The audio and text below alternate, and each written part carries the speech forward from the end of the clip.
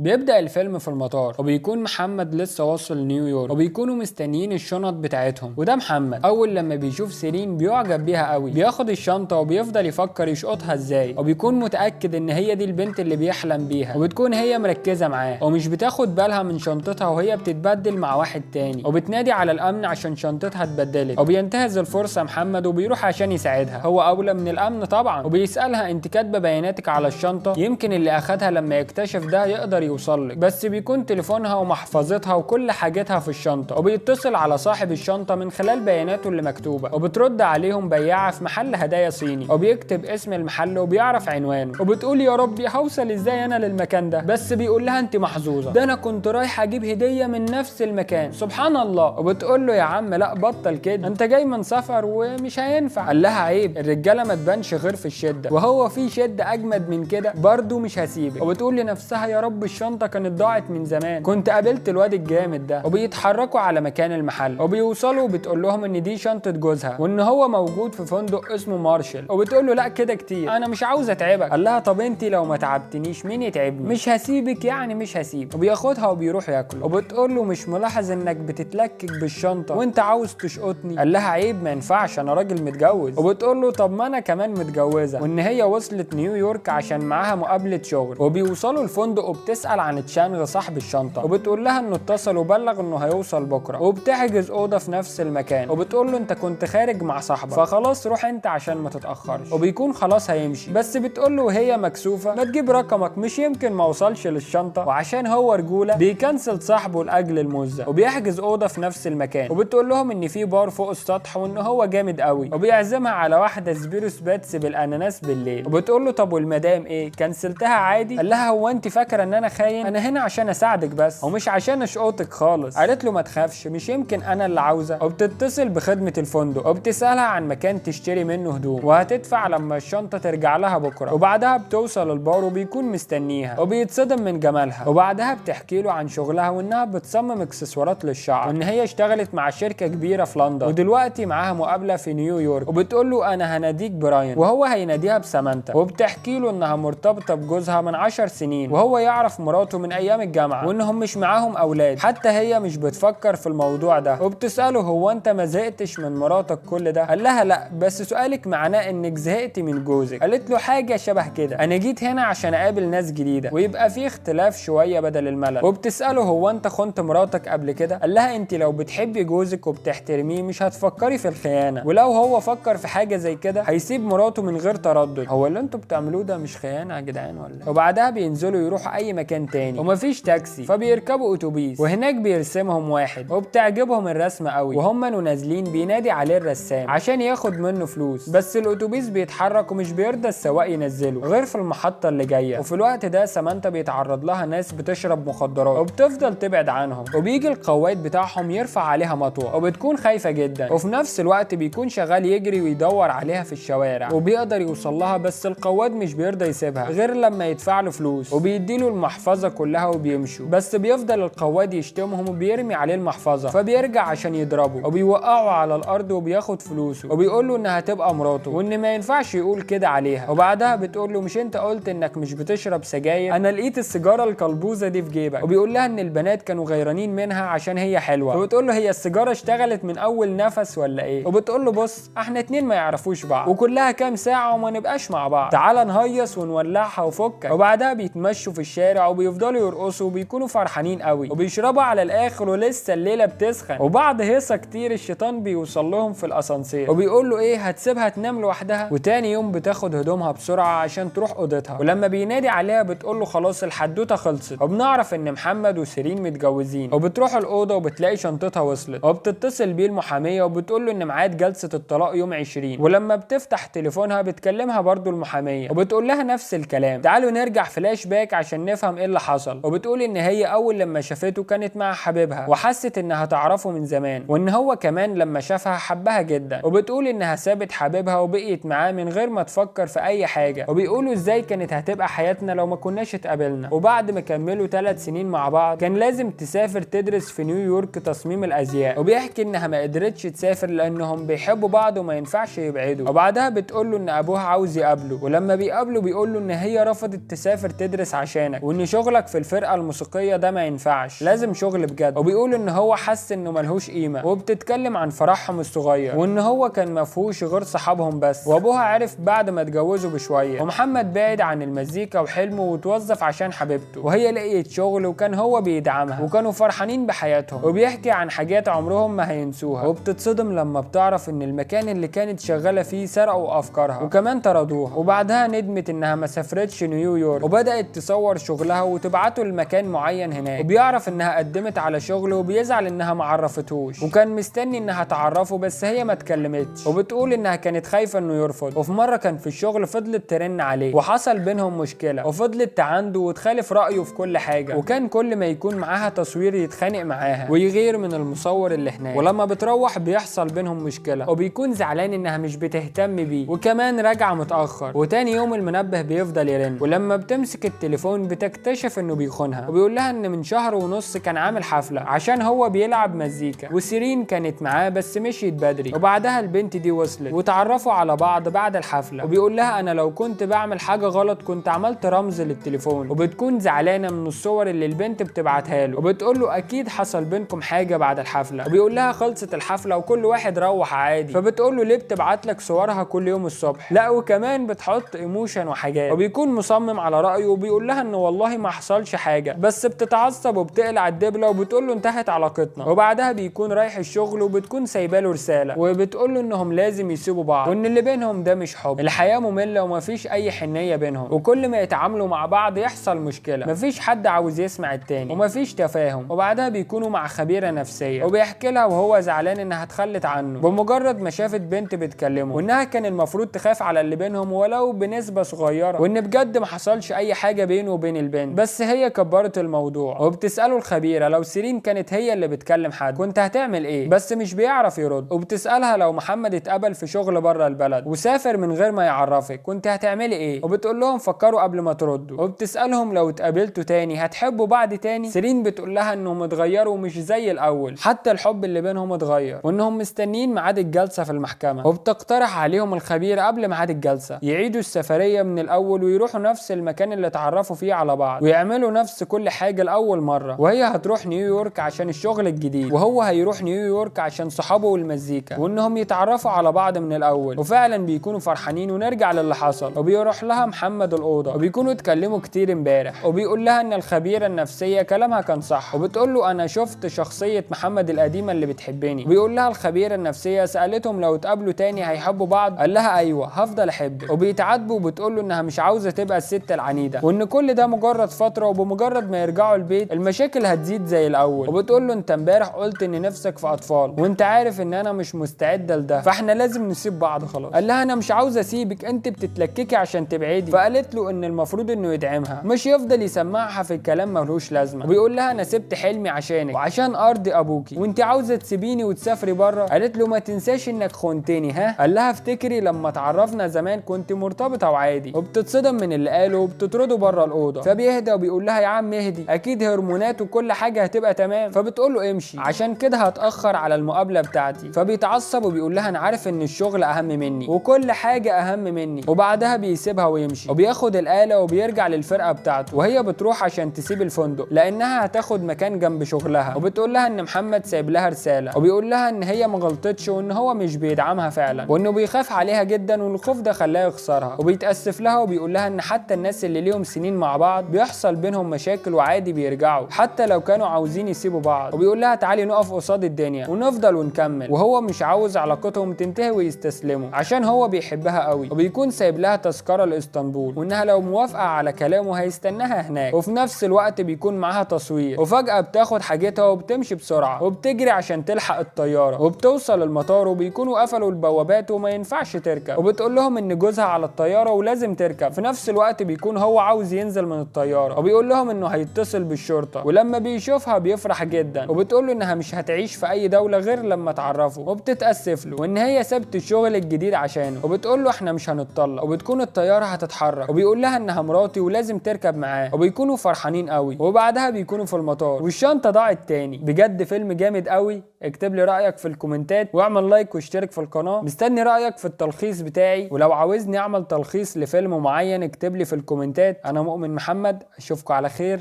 سلام.